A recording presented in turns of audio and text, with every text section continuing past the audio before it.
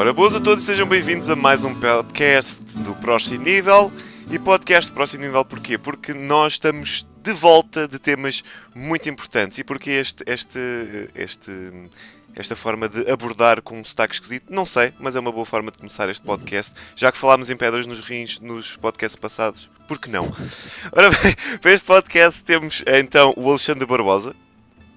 Hello. O Roberto Silva. Saudações. E o Luís Lemos. Yo, what's up? Esse saudações também parecia ter um bocado de sotaque. Não sei do que dizes. Não sabes do que dizes? Não sei do que falas.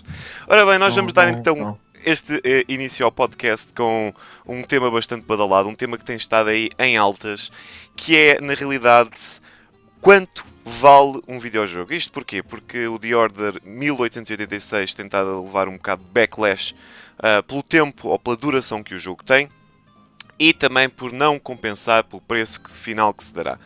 Nós já recebemos o jogo para análise, eu ainda não passei muito tempo de volta dele, por isso também não posso manifestar em relação à minha experiência com ele, mas podemos dar a nossa opinião em relação ao global, ou seja, o que é que nós achamos que um jogo realmente precisa de ter e de fazer para valer, por exemplo, 60€. Quem é que é o primeiro que se quer manifestar? Se não, comece eu. Então, se quiseres começar, podes começar. Ok, isto era para eu ter também... Não, vai o Roberto, porque eu quero descansar um bocadinho, então, porque já estive a fazer a introdução. Vai, Roberto, dá-lhe. Eu acho isso, mais uma vez, mais um tema que é uma enorme falácia hoje em dia. O jogo vale o que vocês quiserem dar por ele, simplesmente. Só isso? O que é que eu tenho? Não... Uau, essa foi a opinião mais rápida de sempre. Então, Acho que isso varia um bocadinho de pessoa para pessoa, honestamente. Por exemplo, deixa-me dar um exemplo. O jogo, olha... Binding of Isaac. Binding of Isaac. Para vocês porque se calhar davam mais de 5€ por ele. É um indie, é um remake, sequela, whatever, coisas que queiram chamar. Vocês provavelmente não dão mais 5€ por ele. Eu adorei o original e dei 20€ por ele de bom grado, como pre-order. Sim. E foi um jogo para quantas horas? Neste momento já vai em 58. E deste 20€ por ele? E dei 20€ por ele. Verdade seja, eu dei 2€ pelo original e tenho 408. Por isso. Pois, acaba por tirei o que disserem daí. Mas é o que eu disse, o jogo vale o que vocês quiserem dar por ele. Sim, mas no caso de um lançamento de, por exemplo, vamos imaginar 60€, não é, tu não dás aquilo que tu queres, tu dás o preço que ele tem de lançamento ou então tens de esperar que ele baixe. O que tu queres se quiseres comprar antes de lançamento, não esperas que ele baixe. Exatamente, ou seja... É o que eu faço, se eu acho que um jogo não vale 30€ ou não vale 100€ neste caso, por exemplo, um jogo que saiu que eu não achei que valesse 60€. Agora não venho à cabeça assim recentemente. É um jogo desse género. Podes pensar por isso. Um jogo em geral. Olha, por exemplo, o Murder de Soul Suspect. Exatamente, o Murder de Soul Suspect. Eu achei o jogo que não era um jogo que valesse engraçado. 60€ de lançamento. Não, também não achei que valesse. Este jogo para mim é 10, 15€ pelo aquilo que me puxa. Esperei que ele aparecesse no Humble Bundle ou que tivesse 10€ na Steam. Mas olha, um jogo que valeu muito mais do que aquilo que, a meu ver, do que aquilo que era o valor global dele, por exemplo, foi o Metal Gear Solid, o Ground Zeroes. Ground Zeroes é um jogo que devia ter acompanhado, por exemplo, outro jogo. Ou seja, devia ser uma... Tal e qual que o Metal Gear Solid... Relativo. O Zone of the Enders tinha o Metal Gear Solid 2, por exemplo. Exatamente. Acho que seria mais por aí. Uma espécie de Final Fantasy XV episódio do Sky. Exatamente. E, olha, isso era uma coisa que a Square Enix podia, se fossem... Olha, por acaso agora estamos a falar bem deles. Já criticámos muitas vezes aqui a Square Enix. Mas eles podiam muito bem ter vendido aquilo, por exemplo, por 19€. Tendo em conta que é uma zona tão vasta e com história à parte e não sei o quê, aquilo podia muito bem valer 19€ ou 10€. Mas não, eles estão a dar aquilo com o Type Zero. Sim, pode-se dizer que sim. Ok, Alexandre, diz lá então, o que é que tu achas? Qual é o valor de um jogo para ti? É assim, eu aqui há uns tempos até estive a ver um vídeo que foi aqui que mais me suscitou até o tema para trazer o tema para aqui, que é um vídeo do Boogie, que está no YouTube, Sim. onde ele acaba por falar neste tema e a opinião dele que ele pôs um valor por hora de jogo para ele, ou seja, no caso dele era à volta de $5 por hora de jogo. Portanto, para um jogo de 60... Exato, mas pronto, isto agora só explica a opinião. Por exemplo, um jogo de €60 teria que ter mais ou menos 12 horas de jogo para valer o preço. O engraçado é que eu apliquei essa teoria ao uso que eu dou aos videojogos e tentei aplicar isso um pouco também com aquilo que conheço de alguns jogos. Tem que entrar aqui mais algumas coisas nessa matemática, digamos assim. Tem que entrar a duração, o que é o jogo, o tipo de jogo que é. E agora, falando então um pouco na parte do The Order, ou seja, aplica tudo isto ao The Order. Quando eu experimentei o jogo aqui há cerca de uma semana, eu dei por mim a apreciar bastante o ambiente do jogo. Deu para perceber que existia alguma história forte por trás dele mas o gameplay foi uma parte que me deixou um bocado inseguro. Eu já expliquei aqui que me pareceu um pouco jogabilidade do género Telltale, misturado com um bocadinho de Uncharted pelo meio.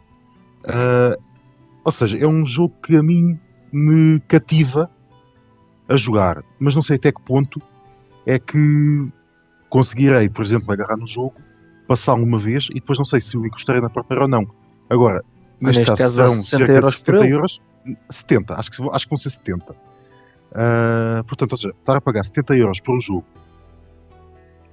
para jogar cerca das 7 a 9 horas, têm dito que o jogo dura, e encostá-lo na prateleira de vez, porque pelo que se tem dito é mais ou menos isso que acontece. A mim se calhar custa-me, mesmo que o jogo seja muito bom. Ok, é perceptível. No entanto, há muitos outros jogos em que eu simplesmente não me importava de pagar aquele dinheiro, se calhar, porque eu não encostaria ao lado, eu voltaria a pegar no jogo e ia passá-lo novamente. Depende um bocado de jogo para jogo.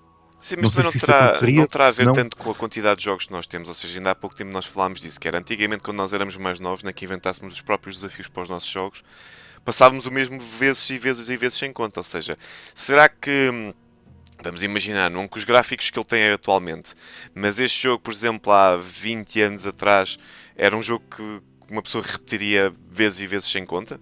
Eu acho que poderias comparar. Acho que um dos exemplos aos quais tu podes comparar isto seria talvez um Final Fantasy VII. Isto porquê? Porque eu estou falando de Final Fantasy VII porque foi que é um jogo bastante falado e já tem uma quantidade considerável de anos após o lançamento. Muitas das pessoas falam no Final Fantasy VII, mas se tu lhes perguntar, eles passaram o jogo uma vez. A maioria não chegou a jogar o jogo mais do que uma vez. Sim. Ou seja, mas também o Final Fantasy VII é um jogo para 50, 60 horas. Exato, por isso é que eu estou a comparar isto neste momento. Ou seja, tens aquela cinemática, aquela história toda, e tens uma duração de 60, 70 horas, dependendo do que tu fizeres. Mas tu vais chegar a um ponto onde tu vais encostar esse jogo e então tiveste as 60 horas. Com o The Order, por exemplo, por aquilo que me parece, terias cerca de 9 horas de jogo e encostarás o jogo. O que é que eu quero dizer com isto? Quer dizer que tu deste €60 para um jogo de 60 horas e tiveste o divertimento que tiveste com ele, encostaste-o e passados estes anos todos, agora estás a vê-lo um pouco a ressurgir com os novos relançamentos dele. O The Order, por exemplo, eu tenho a impressão que vai ser um jogo daqueles que tu vais pegar, vais gostar da história, vais falar dele provavelmente daqui a uns tempos como uma história, mas tenho a impressão que não vais ter o verdadeiro valor do jogo, porque lá está, ou seja, a história tanto podes ter agora como podes ter depois. Ok, concordas, Lemos? Eu concordo, sim, senhora. Eu não vou adiantar muito mais do que já foi dito aqui, porque pronto, basicamente a minha opinião é a mesma que o Alexandre e com o Roberto. Basicamente é aquilo que o jogo te faz sentir, é aquilo que tu pagas e aquilo que tu sentes. Eu tenho um caso curioso que é, eu costumo dizer que roubei a Relogic ao pagar €1 e tal pelo Terraria no Steam quando esteve em promoções, porque eu acho que o jogo tem um valor gigantesco. Acho que é um jogo que me deixa completamente satisfeito em termos daquilo que eu encontro num jogo, que dar €1 e tal até me parece um crime, percebem? O que aconteceu aqui um bocadinho com o The Order, basicamente penso que foi uma questão de ser um jogo demasiado badalado, demasiado publicitado, e esperavam muito dele. quando começaram a descobrir que se calhar que o conteúdo deixava um bocado a desejar, Ou pronto, seja, levanta-se questões como estas. o hype pode voltar a matar um jogo, é isso? Mas o hype pode sempre matar um jogo. Uhum. Acho que o hype vai ser um elemento muito preso à nossa indústria e que, pronto, Penalizador mesmo. sim, Exato. não tenho muito mais a adiantar. Pronto, acaba por ser um bocado por aí, que é, afinal, quanto dinheiro vale um jogo? E eu tenho inúmeros jogos que se eu preciso repetir várias vezes. Eu normalmente até sou grande fã de RPGs e os RPGs têm sempre uma grande duração. Mas mesmo aqueles que não são RPGs que eu repeti várias vezes, normalmente um jogo em si depende um bocado por isso, que é, nós somos capazes de dar 60€ por um jogo que depois tem 100 horas, e aí se formos a ver um bocado ao boogie quanto dinheiro é que valeu, então ficámos muito bem servidos. Mas se calhar imaginem que é um jogo que tem 20 horas, mas as 20 horas não Final são nada Fantasy especial. 13. Sim, mas imaginem que é um jogo que até nem é nada de especial. Ou seja, pode até ter 50 horas, mas são 50 horas de sofrimento. Sim. Pois O mais, é, um bocado por aí. engraçado, o mais Lá está engraçado aí a é que nós história estamos do a cara- falar, nós estamos a falar aqui sobre isto, mas de certeza que deve haver tipo, pá, aí sei lá, das 600 mil ou 700 mil cópias que se calhar que o Diord vai vender em toda a sua vida. Pá, aí cerca de 10 mil pessoas vão dizer que aquele jogo é brutal. Cabe a opinião de cada um. Sim, e depois também há o casual. O casual, quantas vezes é que o casual repete um jogo?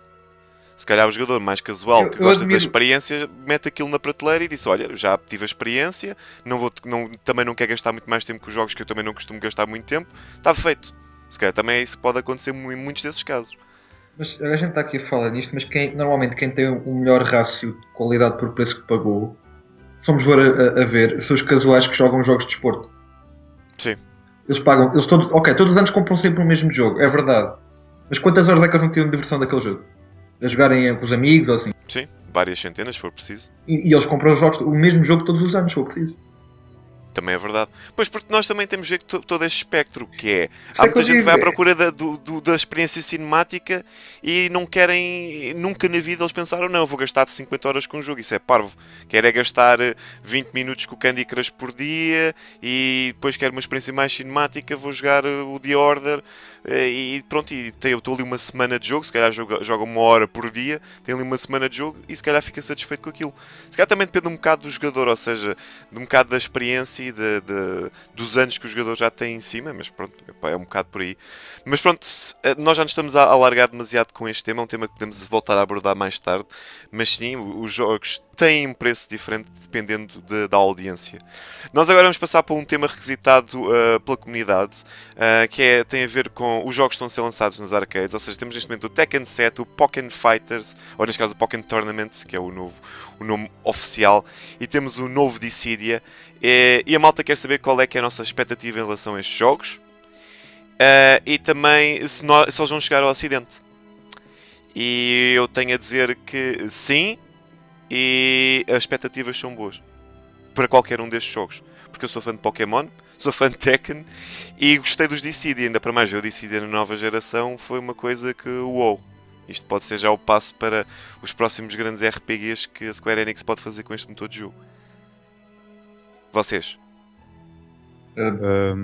Eu acho que, epá, não tenho propriamente uma opinião ainda bem formada sobre o assunto, mas epá, qualquer coisa que me pareça, desde que chegue cá, depois de uma fase de testes em arcades lá no Japão e que vem uma versão já mais polida para chegar cá, epá, que venha, especialmente aquele Pokémon Tournament. Pokémon Tournament. Epá, eu tenho visto alguns vídeos do jogo, tem-me deixado um bocado reticente porque, apesar do jogo ainda estar há alguns meses de ser lançado, parece-me que tem um rol de personagens bastante reduzido e parece-me uma jogabilidade demasiado repetida ao longo do tempo. Por isso, não sei, é uma lembrar questão... bastante os jogos de Naruto, até. Epá, a mim não, porque é assim... não vais ter aquele modo histórico, apesar de nos últimos já não ter assim muito impacto, está lá para distrair um bocado. Epá, mas só mesmo vendo daqui a uns tempos, porque até agora parece-me que vai ser um jogo extremamente limitado. Uhum.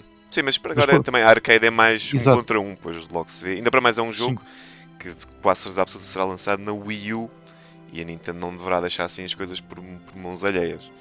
Pois, e a gente pode continuar a sonhar com um Pokémon de Red HD e por aí fora. Ok, Roberto, ias adicionar alguma coisa? Não, e dizer que, como tu sou fã de Tekken, também sou fã de Pokémon. hum, Óbvio que vão chegar a estes lados do mundo. Aliás, É assim há uma data de Não. anos, não é? exato, não. Desde. Desde Desde, sempre. desde para aí do primeiro Street Fighter. Ou até antes. Que os jogos vão para as arcades primeiro que nas consolas. Pelo menos no Japão. Sim, no Japão. Eles têm uma cultura enorme de arcades.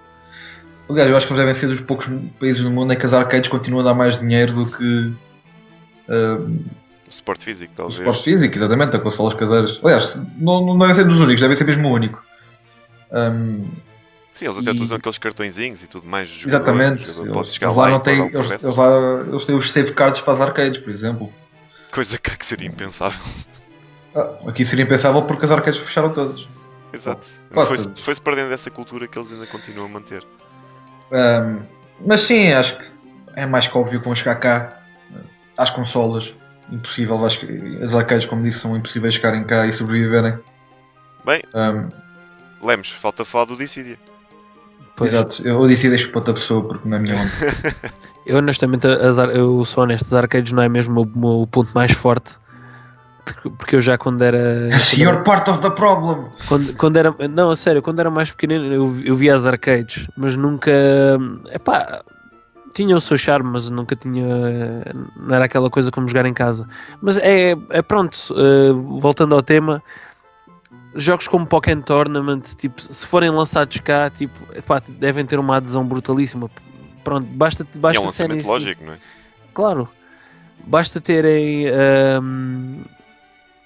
Acho que basta de uma certa forma ter o nome de uma série forte que aqui qualquer tipo de formato acho eu que vende. Posso estar enganado. Sim, e vamos ver, porque será um exclusivo Wii U. É uma coisa que vai ter impacto de certeza, não é? É pá, Pois. tudo que tenha Pokémon exclusivo e Wii U no nome. Sim, É já que como eu não estou a há dizer, RPGs, basta- nem MMOs. Basta dizer Pokémon. Sabe, se tiver Pokémon no nome, sabemos que pelo menos na Europa há uma unidade vendida. Duas. Epá. Duas. Isto agora assim só a título de piada, vá. Ainda há pouco tempo estive a ver alguns comentários numa notícia do site, já não lembro qual foi, em que o membro da comunidade do GM estava a dizer que se fizessem algum Pokémon exclusivo para a New 3DS que ia ficar zangado e esperava que não viesse ao de cima. Epá, eu respondi-lhe que desde que se livrassem de um lag das batalhas quando se liga ao 3D, para mim que viesse.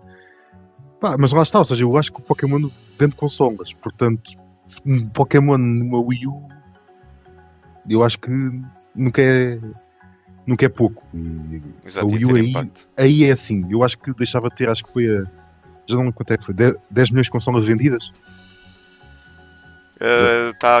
Se não chegou, está a caminho disso. Está a caminho, ou seja, se lançasse o Pokémon, se calhar 20 milhões já era pouco. Olha que o Smash Brothers também. Quer dizer, mas é assim, se eles lançassem um Pokémon MMO, então ia ser a consola mais vendida desta geração. Não havia margem para dúvida. Mas pronto, eu acho bem. É uma, como eu e o titular também estava a dizer, é uma fase de testes. Eles testam, eles depois alinham as coisas. E mais tarde ou mais cedo acaba por chegar também à Europa e nós jogamos uma versão mais polida, especialmente em jogos de luta que convém ter o input de vários jogadores. Basta olhar para o Tekken 6. Exato, o Tekken 6 foi um caso disso, e não só, também, por exemplo, os BlazBlues e por aí afora também passam por este género de aventuras. E claro, em relação ao Dissidia, o Elf, por exemplo, surgiu vários nomes de várias personagens e eu espero sinceramente que eles ponham algumas personagens antigas da série, porque quando mais voltamos ao passado de Final Fantasy, especialmente a jogos como os nossos favoritos, como no meu caso é o 8, para vocês há quem goste mais do 6, há quem goste mais do 7, por aí afora. 6 Power. Por isso eles que também incluam vários desses personagens, pelo menos a Terra já está garantida. E o Squall não foi mostrado, ou eu acho que não foi mostrado, por isso se ele não foi, que esteja também presente. E que tenham a Quistis. Gostava que a Quistis estivesse lá, que é das minhas personagens favoritas de Final Fantasy. Muito bem, mas nós vamos avançar então para o último tema. Vamos falar de The Last Guardian. Curiosamente, esse tema tem que ficar para o próximo podcast. era giro, que nós fizemos com a Sónia. Afinal, vamos falar muito depressa de Last Guardian e eu quero começar por dizer, em relação ao Last Guardian, porque o tema vai um bocado por aí, ou seja, por aquela falha de registro do nome nos Estados Unidos, que agora a Sony já recuperou, mas isto já vai numa telenovela tão grande que vocês acham que isto já se começa a tornar um bocado de respeito pelos consumidores? Isto está-me a dar a mesma sensação que está-me a dar o Half-Life 3. Que é, eu já estou tão esperançoso por isso que já nem quer saber. Só por aí? É que já cheguei àquele ponto que já não quer saber se vem ou não. Vamos lá ver se não entra numa Duke Nukem Forever. Mas olha que o Duke Nukem Forever acabou por sair. A qualidade é que não era boa. Pois, esse é que é o problema. Ainda por cima do... Não. Props à Gearbox que fez aquilo acontecer. Bem embora, coisa, né? Mas isso dava Não quer saber, aconteceu e aconteceu. Isso dava um tema para outro podcast, só falar sobre o Aliens Colonial Marines. Olha, exato. E eu comprei, isso, atenção, eu comprei esse curioso. jogo. Tu compraste esse jogo, well done. Eu paguei dinheiro Mas por tu esse também jogo. não. $2. Também... $2. Era mais ou menos isso que eu ia dizer. Tu não contas por coisa. É, por causa da tua coleção. Tens uma grande coleção. Eu também comprei o Amy e o Ei, mas tu queres deprimir os ouvintes, é? E Revelations 2012. Não, chega. já chega. O Monochrome. Eu sinceramente acho que o The Last Guardian merecia ter um nome novo. E... Não mudei o nome, não tenho... é giro. Não é isso. The Lost Guardian. Já chega. Porque o jogo já tem um hype enorme. Se sai mais qualquer coisa sobre o nome como The Last Guardian, parece que não vai ajudar ao hype. Eu neste momento duvido que o jogo alguma vez venha a viver ao nível em que o hype está. Sim. Porque neste momento o hype está naquela fase da hibernação. Mas está lá e há muitos anos. Eu acho que quando vier ao de cima... eu acho que vai ser nesta E3 e o pessoal vai morrer todo. Epá, o hype vai... Basta eles mostrarem tipo um trailer de jogabilidade, porque agora o jogo já tem de ter um trailer de jogabilidade, quer dizer, aquilo passou para a PS4. Já está há tanto tempo em desenvolvimento. Eles ainda não mostraram nada desde que aquilo migrou para a PS4. Eles acabaram agora de escrever a história. Provavelmente, mas se eles mostram um trailer de jogabilidade finalmente nesta E3 e dizem It's coming this year or It's coming soon, o pessoal morre. Soon. A internet colapsa. Em formato de vapor. Exatamente. Não é nada, eles vão falando daqueles anúncios as ações da Sony sobem agora! em 1000%. E isso então a conferência ficava vazia nesse momento. ia ser interessante. Mas eu estou à espera que eles façam isso. Não, mas eu continuo a achar uma coisa. Eu acho que a Sony devia combinar com a Valve e anunciarem no mesmo dia, à mesma hora, o Half-Life 3 e o The Last Guardian. Mas tu queres tipo Terceira Guerra Mundial? É isso que tu queres? Não sei, eu acho que Guerra Mundial. Então já quero em simultâneo. Acho que seria assim um espetáculo que ia deixar o mundo assim parado durante uns segundos. A simular tudo e depois então explodia. Acho que, exato, a internet ia queimar mesmo. Deixavas-te a internet porque iria entrar em ebulição e derretia. Os servidores derretiam mundialmente. Mas pronto, é com esta chega ao The Last Guardian que nós vamos acabar o podcast esta semana, que já vai longo. Vocês já sabem, podem deixar as vossas sugestões de temas ou perguntas na zona de comentários, tanto do YouTube como do artigo no site. Nós agarramos nessas ou nas mais importantes e vamos compilar para utilizar nos próximos podcasts. Não se esqueçam que nós temos muitas coisas sobre estes temas no site, incluindo também o The Order, que a análise por esta altura, se não entrou, deve estar a entrar. E também mais sobre The Last Guardian e todos os jogos que falámos das arcades, como é o caso do Tekken 7, do Pokémon Tournament e do Dissidia, aqui no próximo nível. De nossa parte, nós vamos despedir-nos. Até à próxima. Tchau, pessoal. É isso mesmo. Que a cada 60 segundos passa um minuto em água. É isso também. E vemos então no próximo nível. Até à próxima.